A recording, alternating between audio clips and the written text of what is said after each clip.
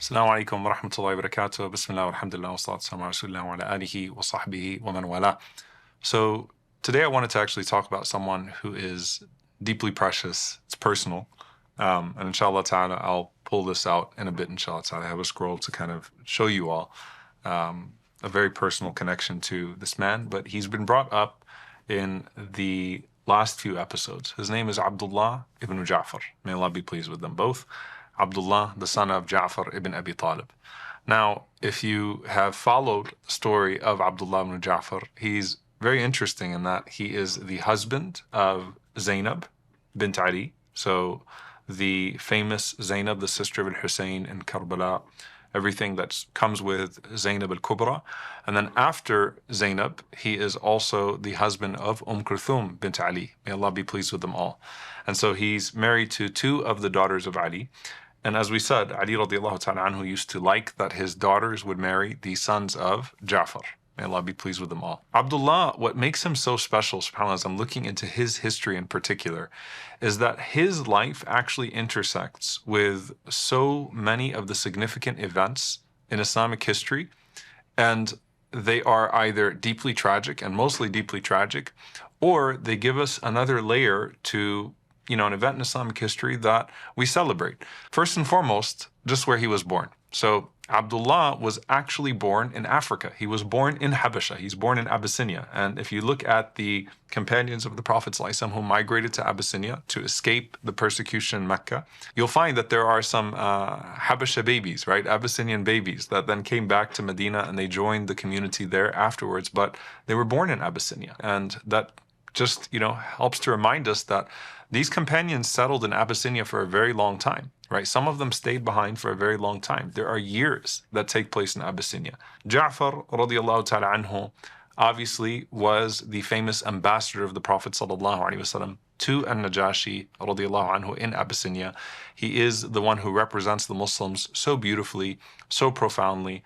The Prophet ﷺ loves him and adores him, and he is the one who's standing in front of An-Najashi and securing, through his eloquence, through his wisdom, a place for the Muslims in Abyssinia. So Abdullah was born to Ja'far, and his mother is Asma bint Umays, radiallahu ta'ala anha. So Ja'far, radiallahu anhu, and Asma bint Umays, radiallahu anha. So you can imagine, growing up in Abyssinia. And why am I in Abyssinia? Well, you're the child of persecuted refugees from Mecca.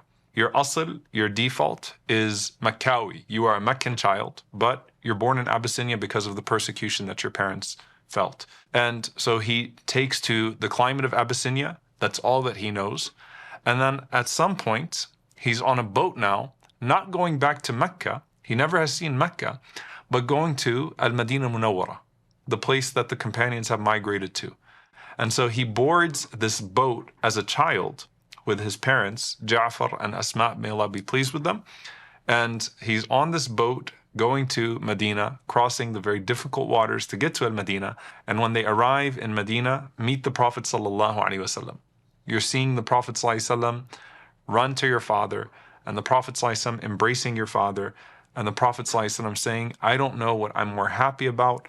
Qudum Ja'far radiallahu ta'ala anhu, the coming of Ja'far, being reunited with my cousin Ja'far, or the victory at Khaybar, because that's the time period that the arrival of the boats from Abyssinia to Medina took place. So you were born to persecuted migrants in Abyssinia from Mecca. I think about the Palestinian story, subhanAllah. Your parents are from there. This is why you were born here. You don't actually return to Mecca, but you go from Abyssinia to Medina. There you meet the center of your parents' life and the lives of the companions, the Prophet sallallahu alaihi wasallam. And you're immediately brought in, and the Prophet sallallahu alaihi wasallam immediately pays attention to you because you're family to him. You're not just a follower of the Prophet sallallahu alaihi wasallam, you're family to him. Then your father goes to Jordan, right, in the Battle of Mu'tah. And your father becomes a martyr, one of the most famous shuhada of Mu'tah, where his arms are cut off in the battlefield of Mu'tah. And here you are in Medina, not the place that your parents came from, nor the place that you were born, and your father has been martyred thousands of miles away in the Battle of Mu'tah. And the Prophet ﷺ is coming to your house while you're grieving. Your family is grieving. Your mother is crying. And the Prophet ﷺ is comforting you and holding you with tears in his eyes, embracing you, to say that he loves you and that he will take care of you and that Allah Azza wa Jal will see you under his divine care and protection. Like, think about how the world is changing so quickly. So my life already intersects with the initial persecution of Mecca, the coming of the Muslims to Abyssinia, the hijrah to Medina, a very unique hijrah, and then a devastating, battle where my father is martyred in the most gruesome of ways and loses his arms, radiallahu ta'ala anhu. And suddenly, what are people calling me? Abdullah ibn Umar radiallahu ta'ala anhuma would say to him, Marhaban ibn dhul janahain. Welcome, greetings to the one who is the son of the man of two wings. Greeting to the son of the man of two wings. Ja'far radiallahu ta'ala anhu is the man with two wings, because the Prophet ﷺ mentioned that I saw Ja'far radiallahu ta'ala anhu flying in Jannah. Flying in Jannah. So Allah Azza wa Jalla replaced the arms that were taken from him with two wings by which he can fly throughout Jannah. So now your father is dead and you are in Medina, and the Prophet ﷺ loves you and cares for you, and the companions love you and care for you. And then his mother, Asma bint Umays, marries Abu Bakr as-Siddiq radiallahu ta'ala anhu. And she is the one that gave birth to the half-brother of Abdullah ibn Ja'far, Muhammad ibn Abi Bakr, as they were going to Hajj, right? At the miqat, on their way to Hajj, the farewell Hajj with the Prophet ﷺ. So now your life intersects with the Hajj of the Prophet ﷺ as well. And Abu Bakr passes away.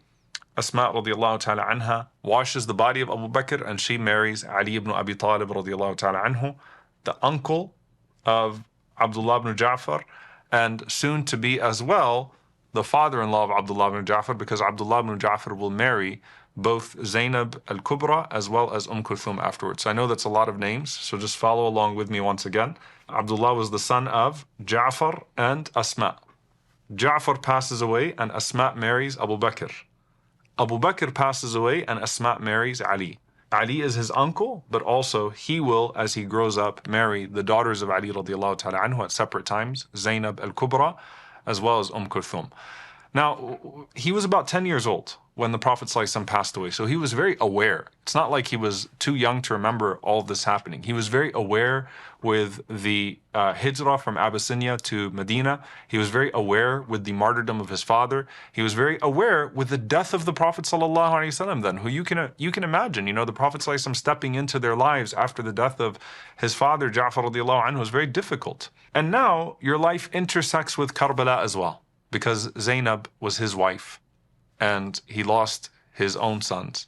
And subhanAllah, that entire episode of the painful martyrdom of Al-Hussein and the captivity of Zaynab, that's his wife. So now you intersect with that tragedy as well, the martyrdom of Al-Hussein radiallahu ta'ala anhu and some of your kids in Karbala, as well as the captivity of your wife in Karbala. She dies and you marry Kulthum. Kulthum has a tragic death, as we covered. Kulthum dies, and you have to witness that tragedy. All right, what is your ending going to be like? So subhanAllah, this actually introduces to us the last layer that I'll mention of today's episode of Islamic history. In the year 80 after Hijrah, there was something called Sayl al-Jahaf, which means the flood that wiped out everything. What's interesting about this flood is that it actually was not a widespread flood, but it was a storm that hit a very small area. And it happened 80 years after Hijrah, on the days of Hajj, while the Hujjaj were setting up for Arafah on Yawm al-Tarwiyah. So the 8th of Dhul Hijjah, on the 80th year, in the 80th year after Hijrah, the Hujjaj are preparing themselves for the next day of Arafah, and the storm comes upon the valley, and it was such a vicious storm that it wiped out the Hujjaj that year, as well as their belongings. So many of those that went to Hajj that year, not all of them, but many of them died in that flood. One of them was Abdullah ibn Ja'far radiallahu ta'ala anhuma.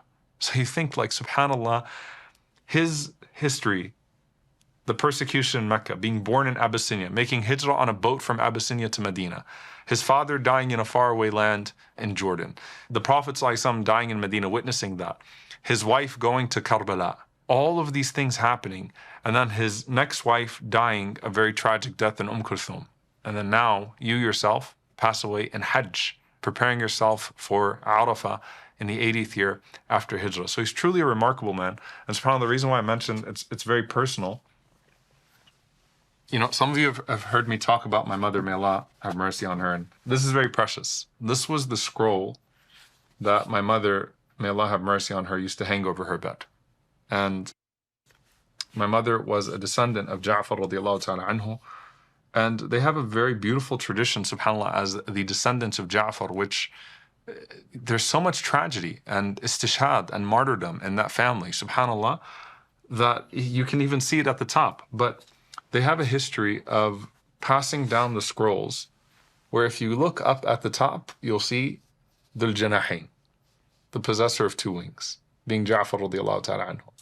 And then right under Ja'far radiallahu ta'ala anhu, you see Abdullah. And then right under Abdullah ibn Ja'far, you see Ali. And you come all the way down to my grandfather, Munib Hashim, rahimahullah ta'ala, who was a mufti in Palestine and Nablus, and his family over there, which of course extends to my mother's family as well. May Allah subhanahu wa ta'ala have mercy on them all. So this is very precious, because I used to grow up and I used to see this thing over the bed of my mother, and I didn't even ask her like questions about it until I was a lot older and could understand what it actually was. And it stayed over her bed, rahimahullah, for years after she had passed away.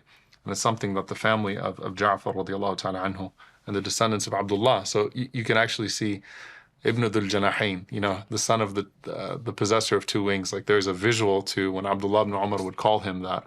May Allah subhanahu wa ta'ala be pleased with them all. And again, it's a reminder that sometimes Allah subhanahu wa ta'ala chooses certain families for difficulty. And that was surely the case with the family of the Prophet sallallahu alaihi wasallam, that they were chosen for certain difficulties, but that's because they were promised certain rewards as well. So may Allah be pleased with him, and may Allah azza wa jal be pleased with the family and the companions of the Prophet sallallahu alaihi wasallam. Allahumma ameen. Jazakumullahu khairan. Wassalamu alaikum wa rahmatullahi wa barakatuh.